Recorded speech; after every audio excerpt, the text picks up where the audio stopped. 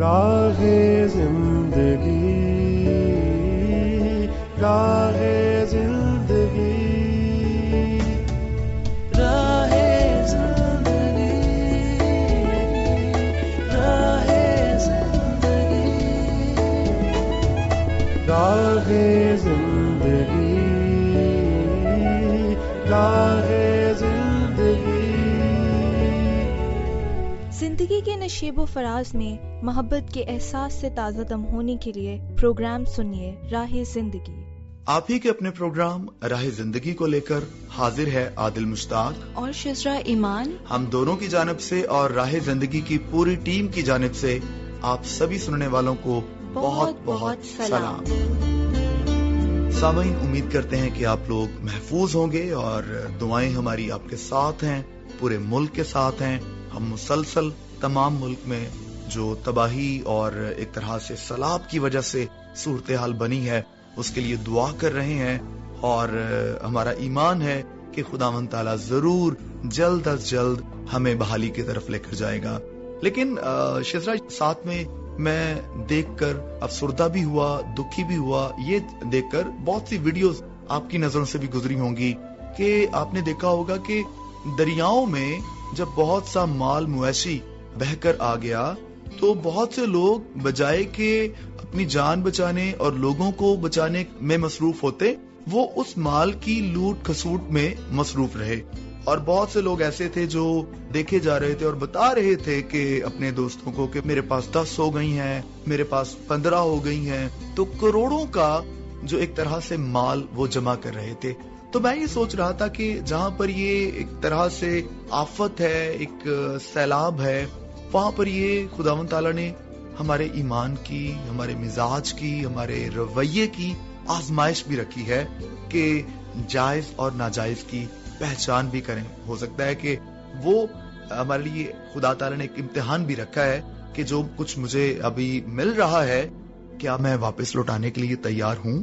جی بالکل، اور ہمیں ایسا بھی سوچنا چاہیے جو بھی مال و معاشی ہمارے پاس آئے ہیں، بجائے اس کے کہ ہم اس کو ناجائز طور پر ضبط کر لیں اور اس کو اپنی ملکیت سمجھیں، ہمیں ضرورت ہے یا ہمیں کوشش کرنی چاہیے کہ جن کا سامان ہے ان کو واپس کیا جائے۔ جی، اور اس کے بہت سے طریقے ہو سکتے ہیں شزرا، کہ آج کل تو سوشل میڈیا ہے اور دنیا گلوبل ولیج بن چکی ہے، اور اگر تو کوئی نزدیک ہے تو ہم اس کے کوشش کر کے ہم اداروں کو بتا سکتے ہیں، ہم قریبی ہے تو اس کو واپس کر سکتے ہیں، اگر نہیں ہے تو ہم اس کی اطلاع ہم دے سکتے ہیں، مختلف چینلز ہیں ان کے ذریعے سے ہم بتا سکتے ہیں، اور اگر سب کچھ جو ہے نا وہ بے سود ہے، ممکن نہیں ہے، تو پھر کوشش کر کے کہ اس کو بیچ کر اس سے جو حاصل شدہ نقد رقم ہے وہ سیلاب زدگان کی مدد کے لیے ہم جمع کروا دیں، تاکہ کم از کم ہمارا ضمیر مطمئن ہو۔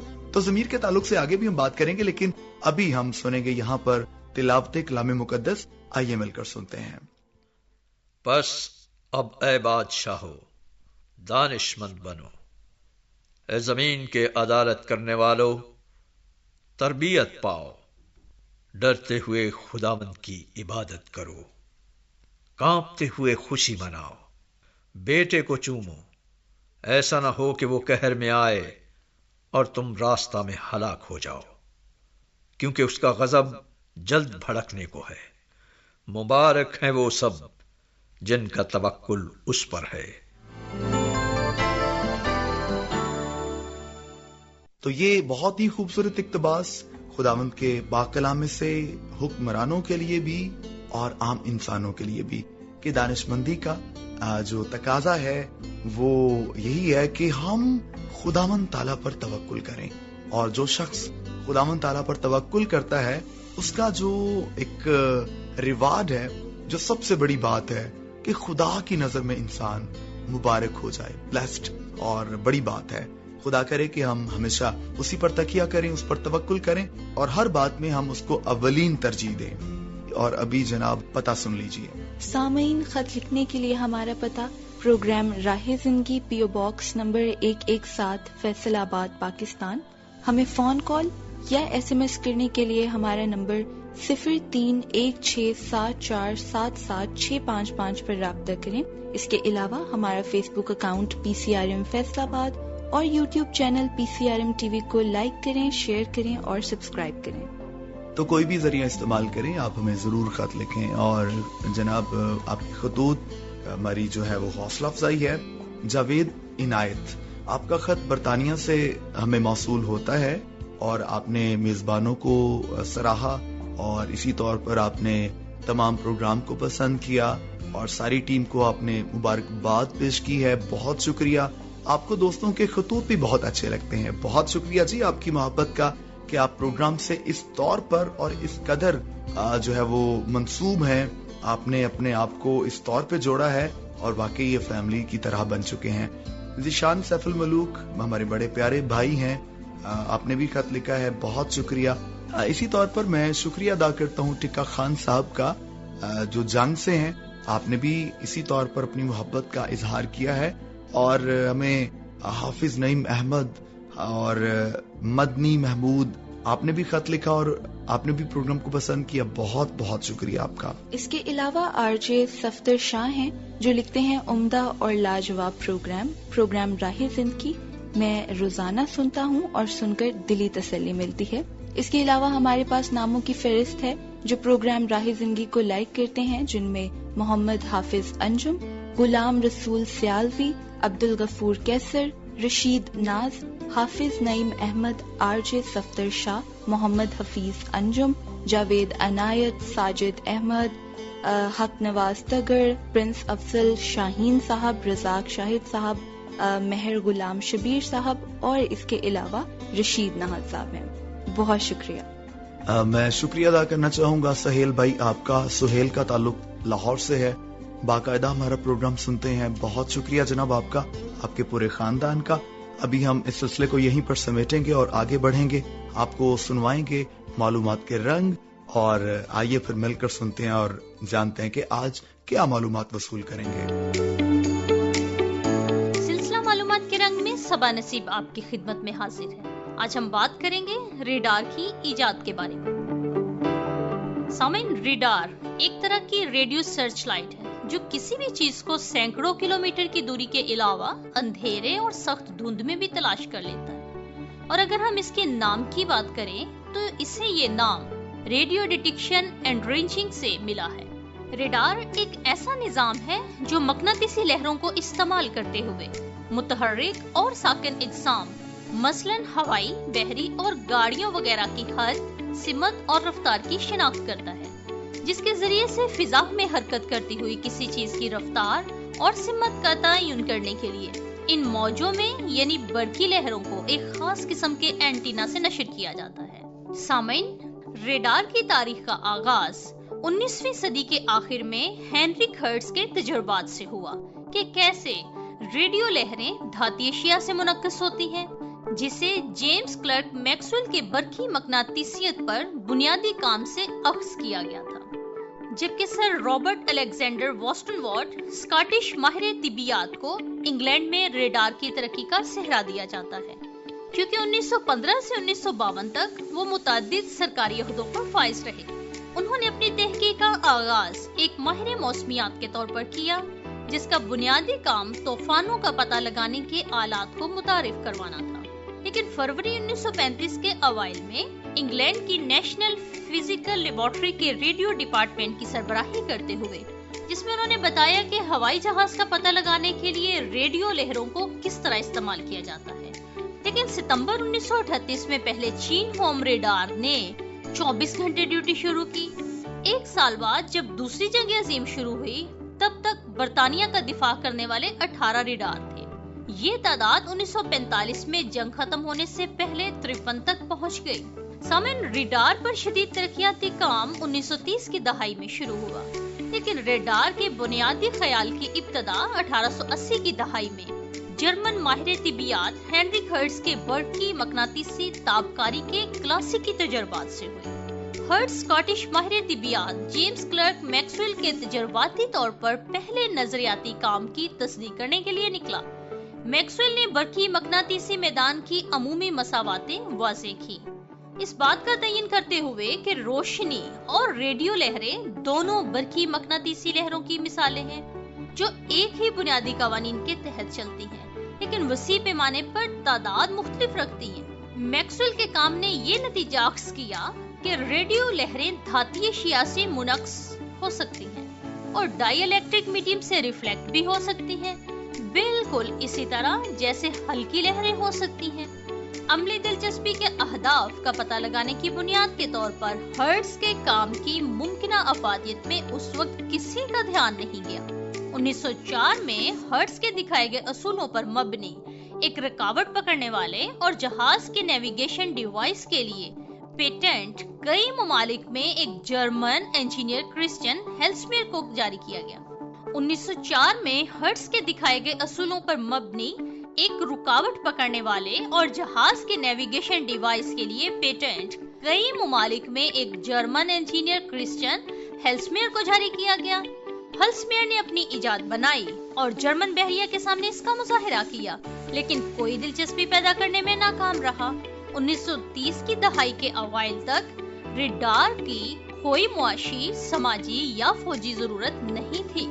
ہیلسمیر نے دنیا کے بڑے بڑے ممالک کو ایک ایسا ذریعہ تلاش کرنے پر آمادہ کیا جس سے دشمن طیاروں کے نقطہ نظر کا پتہ لگایا جا سکے۔ دوسری جنگ عظیم سے قبل جن ممالک نے ریڈار تیار کیا ان میں سے اکثر نے ہوائی جہاز کا پتہ لگانے کے دوسرے طریقوں کے ساتھ تجربہ کیا۔ ان میں ہوائی جہاز کے انجنوں کے صوتی شور کو سننا اور ان کے ایگنیشن سے برقی شور کا پتہ لگانا شامل تھا۔ محققین نے انفراریڈ سینسر کے ساتھ بھی تجربہ کیا، تاہم ان میں سے کوئی بھی کارگر ثابت نہ ہوا۔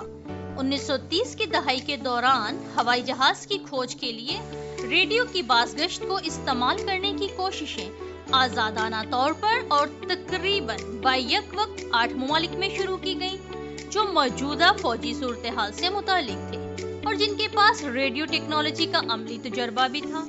ریاستہائے متحدہ امریکہ، برطانیہ، جرمنی، فرانس، اٹلی، نیدرلینڈ اور جاپان سبھی نے تقریباً 2 سال کے اندر ایک دوسرے کے ساتھ ریڈار کا تجربہ کرنا شروع کر دیا اور فوج کے لیے اس کی ترقی پر مختلف صورتوں میں حوصلہ افزائی کے بعد کامیابی کے ساتھ اس پر مزید کام کا آغاز کیا گیا۔ بے شک کئی ممالک کے پاس دوسری جنگ عظیم کے آغاز میں فوجی خدمات میں آپریشنل ریڈار آلات کی شکلیں کچھ اور ہی تھیں۔ سامعین، 20ویں صدی کے آغاز میں ان اصولوں کو استعمال کرنے کے لیے وسیع پیمانے پر کام شروع ہو چکا تھا، اس لیے کہ ریڈار کا بنیادی فائدہ فقط جنگ تک محدود نہیں ہے، بلکہ ریڈار تھوڑے وقفے کے بعد ریڈیو لہریں اپنے ایریل سے فضا میں پھینکتا ہے۔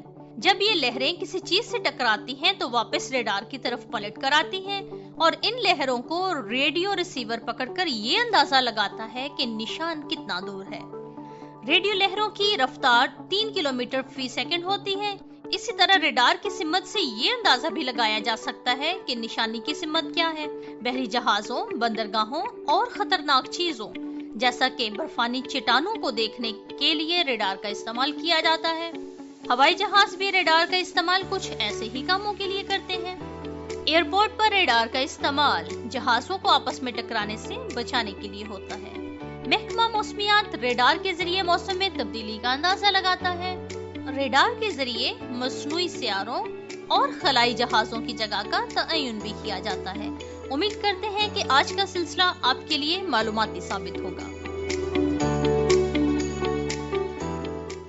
جی تو سامعین، شزرا بڑی اہم ایک ایجاد کے تعلق سے ہم نے سنا، ریڈار کے تعلق سے، تو یقیناً بڑی اچھی معلومات ہم نے اکٹھا کی ہیں اور بہت کچھ ہم نے ذخیرہ کر لیا اور آپ کو اچھا لگا ہوگا۔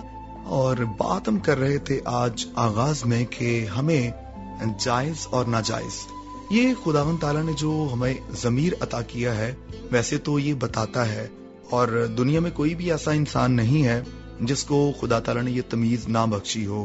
یسوع مسیح کی ملاقات ایک شخص کے ساتھ ہوئی، زکائی اس کا نام تھا، اور جب وہ شخص یسوع مسیح سے ملتا ہے اور یسوع مسیح اس کے ساتھ اس کے گھر جاتے ہیں تو وہ شخص واضح اقرار کرتا ہے کہ میں نے اگر کسی کا ناحق لیا ہے تو میں اسے 4 گنا یعنی 4 گنا لوٹاتا ہوں، اور یہاں پر وہ ناحق جو اس نے لیا ہوتا ہے وہ شریعت کے مطابق اسے واپس بھی 4 گنا لوٹاتا ہے، کیونکہ شریعت کے مطابق اگر ناحق لیتے ہیں، ناحق نفع کماتے ہیں تو اس کی واپسی جو ہے یا واپس کی ادائیگی جو ہے وہ 4 گنا ہے۔ تو اس لیے جو ناجائز نفع ہے، یاد رکھیے وہ ہمیں 4 گنا لوٹانا پڑے گا. تو اس لیے کوشش کریں ہم سب کے ہم کسی کا ناجائز نہ لیں تاکہ ہمیں زیادہ نقصان نہ اٹھانا پڑے.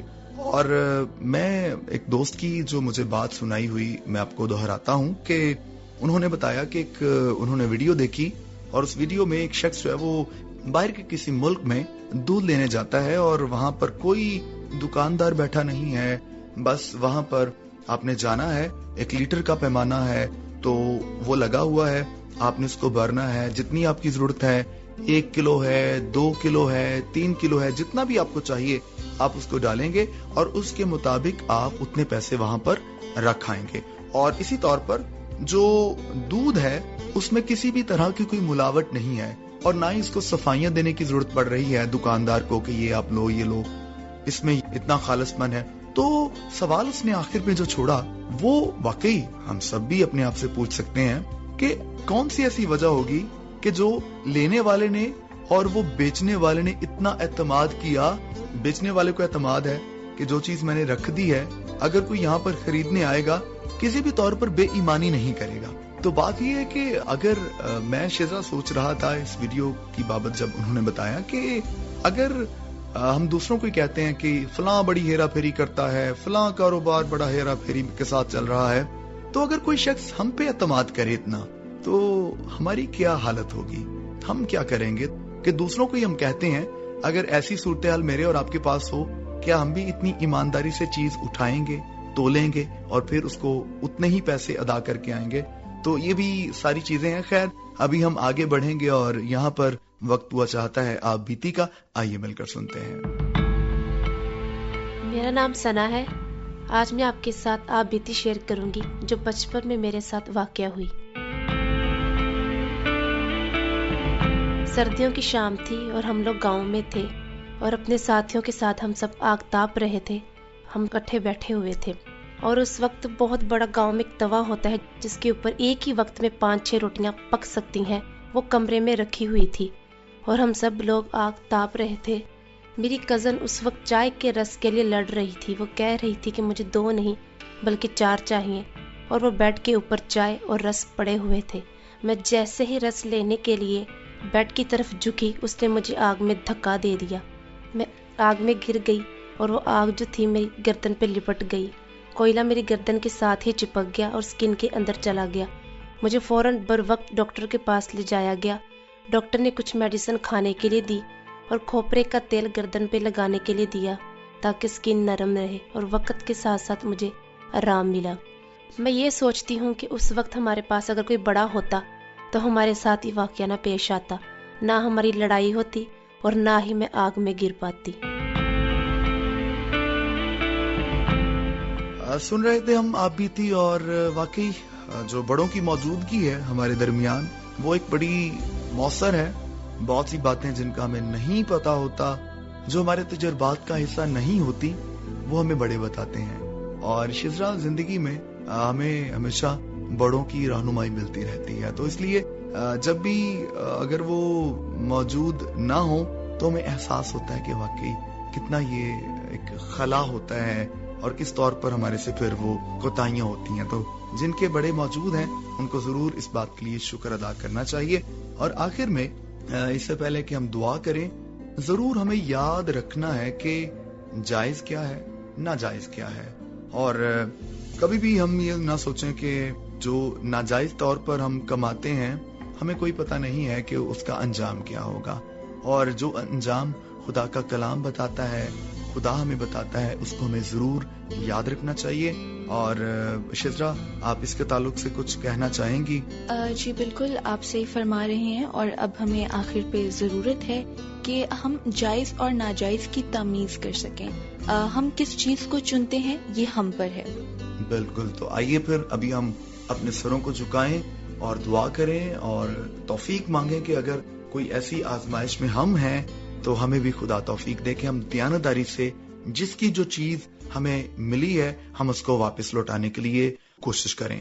اے رب کریم, ہم آپ کے لیے شکر گزار ہیں کہ آپ نے اس دنیا کو بنایا اور اس دنیا کی جو ساری چیزیں ہیں ہماری برکت کے لیے رکھی ہیں اور ہمارے استعمال کے لیے رکھی ہیں. ہمیں توفیق عطا کیجیے کہ ہم اپنی ضرورت کے مطابق نہ صرف ان کا استعمال کریں بلکہ ان کا خیال بھی رکھیں، اور نہ صرف ہم ان چیزوں کا بلکہ دوسرے انسانوں کا بھی خیال رکھیں، اور ان دنوں میں جو صورتحال ہے سیلاب زدگان کی مدد کریں، اور اگر کسی بھی طور پر ان کا کوئی مال، ان کی کوئی چیز ہمارے پاس پہنچتی ہے تو ہر ممکن کوشش کریں کہ ہم ان کی وہ چیز ان تک پہنچا سکیں، ہمارے ملک کو اپنی پناہ میں لے لے اور تمام مشکلات سے محفوظ اس کو کر دے، اور ہمیشہ ہمیں توفیق عطا کر کے ہم دیانتداری، ایمانداری اور سچائی کے ساتھ زندگی بسر کریں، مسیح خداوند کے نام میں آمین۔